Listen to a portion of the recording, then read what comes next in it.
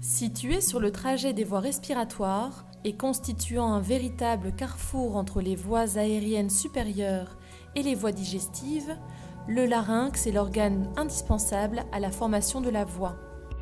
Localisé dans la partie médiane du cou, il est formé par un squelette cartilagineux pouvant s'articuler grâce à un ensemble de ligaments et de muscles.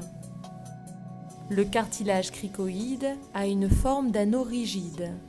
C'est le seul des cartilages laryngés qui est totalement fermé. Il donne la taille des voies respiratoires. Il est uni à la trachée. Les cartilages aryténoïdes sont des cartilages mobiles qui assurent l'essentiel de la fonction laryngée. Ce sont leurs mouvements sur le cricoïde qui permettent la phonation. Le cartilage thyroïde se situe au-dessus et en avant du cricoïde. Il a une forme de livre ouvert posé verticalement, dont la saillie cervicale sous le menton dessine la pomme d'Adam. L'os hyoïde est situé horizontalement et tout en haut du cou. Sur cet os s'insèrent le larynx, la base de la langue et certains muscles du voile du palais. Le cartilage épiglottique, quant à lui, assure la fermeture du larynx lors de la déglutition. Il n'a pas de rôle direct dans la phonation. L'épiglotte est uni au thyroïde.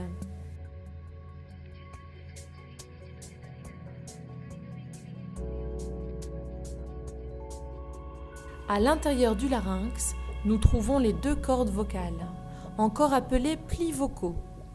L'espace entre les cordes vocales s'appelle la glotte. Les cordes vocales vibrent et s'écartent plus ou moins en fonction du son que l'on veut émettre. Ce sont les articulations entre les cartilages qui vont permettre que les cordes vocales se rapprochent ou s'éloignent. On relève l'existence de deux articulations fondamentales du larynx.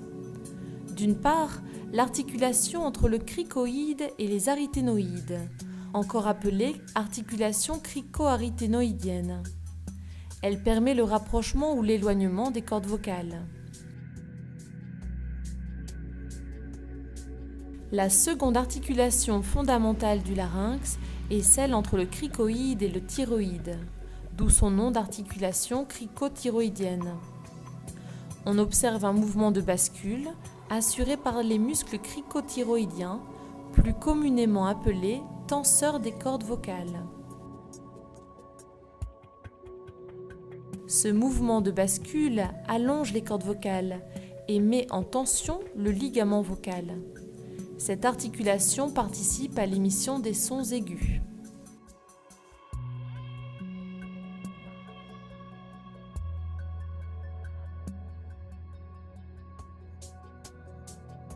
Voyons précisément comment est produite la voix.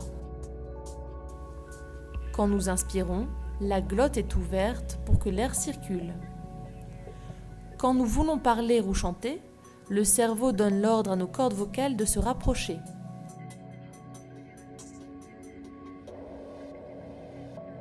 Les poumons se vident, l'air remonte jusqu'au vibrateur laryngé.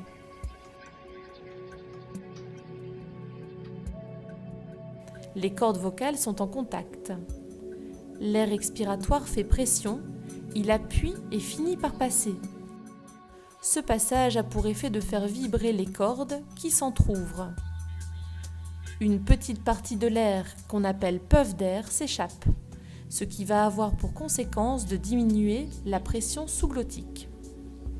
L'élasticité des cordes vocales joue et leur force de rappel provoque un nouvel accolement et la fermeture de la glotte.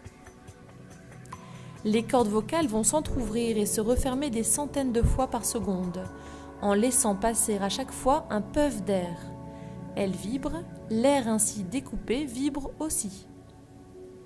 Les vibrations ainsi produites vont se propager dans la gorge, puis la bouche, et rencontrer les résonateurs qui vont les amplifier. Puis, les mouvements de la mâchoire, de la langue, des lèvres et du voile du palais vont sculpter les vibrations et produire le timbre qui est propre à chaque individu.